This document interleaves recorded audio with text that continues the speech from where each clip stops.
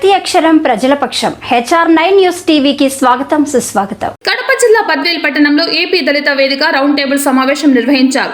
Badvel revenue డివిజన్లోని దళితుల భూ సమస్యలు, దాడులు, అత్యాచారాల నిరోధక చట్టం అమలు కొరకు దళిత గిరిజన సంఘాల రౌండ్ టేబుల్ సమావేశం స్థానిక NGO హోంలో ఏపీ దళిత వేదిక రాష్ట్ర అధ్యక్షులు వంగీపురం రెడ్డన్న ఆధ్వర్యంలో నిర్వహించారు. ఈ సమావేశానికి నియోజకవర్గంలోని అన్ని దళిత వేదిక సంఘాలు పాల్గొన్నారు. ఈ కార్యక్రమంలో ప్రస్తుత దళితులకు ఉన్న చట్టాలపై అవగాహన కల్పించుట, దళితులకు అండగా ఉన్న స్వచ్ఛంద సంస్థల ప్రతినిధులు చేయవలసిన పనులు, ప్రభుత్వ అధికారులతో సమన్వయంపై చర్చించుట, క్షేత్రస్థాయి దళిత సమస్యలపై పరిష్కార మార్గాల గురించి, దళితులకు ముఖ్యమైన రక్షణ చట్టం, SC/ST అత్యాచారాల నిరోధక చట్టం గురించి, దళితులను ఆర్థిక సామాజిక అభివృద్ధిపై ప్రభుత్వ అధికారులు మరియు స్వచ్ఛంద సంస్థల ప్రతినిధులు సమన్వయంతో నిర్వహించాల్సిన కార్యక్రమాలను చర్చించారు. ఈ కార్యక్రమంలో ఆంధ్రప్రదేశ్ దళిత సమైక్య రాష్ట్ర అధ్యక్షులు కొత్తపల్లి ఎల్లయ్య, సీనియర్ నాయకులు ఎర్రన్న, బీసీ సంఘం గురుమూర్తి, ముల్లపాటి పిచ్చయ్య, బాల ఓబయ్య, గుడిమే బాలస్వామి, పి శిఖామణి, బత్తల కురీష్ కేశవయ్య, ఓ ప్రసాద్, దళిత నాయకులు పడిగే వెంకటరమణ, MRPS జిల్లా నాయకులు మున్నయ్య, దళిత నాయకులు చంద్రాయుడు తదితర ప్రజా సంఘాల నాయకులు పెద్ద ఎత్తున పాల్గొన్నారు.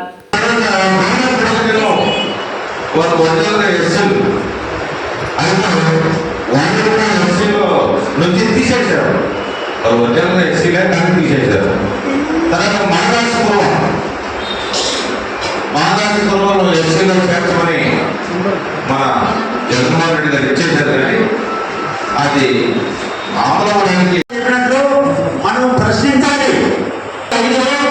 సమాచార హక్కు చట్టం అనేది ఉంటుంది. మరి రాజ్యాంగంలో మరి 31 సెక్షన్లు ఉండేటటువంటి చిన్న చట్టం.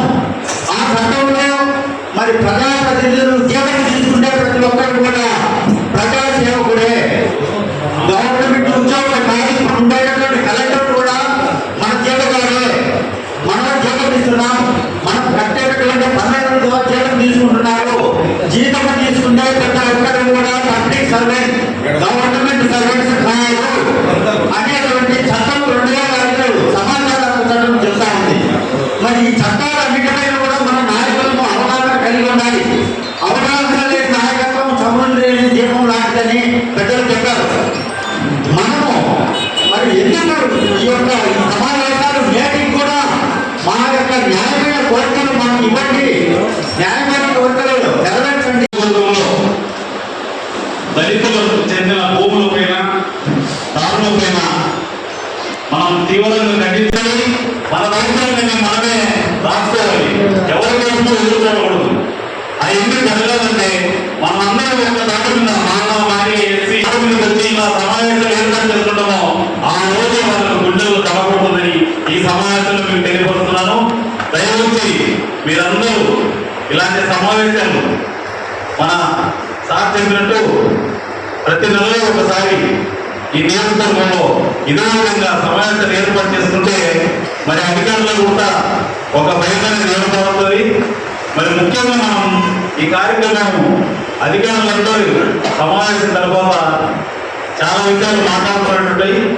చాలా మంది మాట్లాడాలి. కాబట్టి మెయిన్ మా ఉద్దేశం ఏంటంటే ఒక దళితుల భూ సమస్యల పైన, దారుల పైన ఒక కమిటీని వేసి ఆ కమిటీ ద్వారానే అన్ని సమస్యలు పరిష్కరించే విధంగా పెద్దలకు ఆ కమిటీని ఏర్పాటు చేయాలని తెలియజేసుకుంటూ మరి మిగతా కానీ గోపంలో జాతి సొసైటీలో 100 ఎకరాల భూములుంటే ఆ దళితుల భూములే ఈరోజు మన యొక్క కంపెనీ ఏది మన కానీ 100 రూపాయలు చెందిన భూముల్లో ఫ్యాక్టరీ కార్డులు ఉపయోగపడకపోవడం. కానీ దళితులు చెందిన భూములనే మార్కెట్ కట్టుకొని దళితులకు చాలా తీవ్ర అన్యాయం జరుగుతున్న విషయము మనం అందరికి తెలిసిన కానీ మనం ఎటువంటి ఉద్యమం చేయలేదు. ఇప్పటికైనా మేల్కొని మనం ఉద్యమం చేసిన తప్ప మనం ఎటువంటి మనకు న్యాయం జరిగింది నడిచేద్దాం. కానీ బడ్జెట్ ఎమ్మెల్యేలు 2009 జరిగిన ఎమ్మెల్యేలు ఎటువంటి దళితుల అభివృద్ధి కోసం పోరాడలే.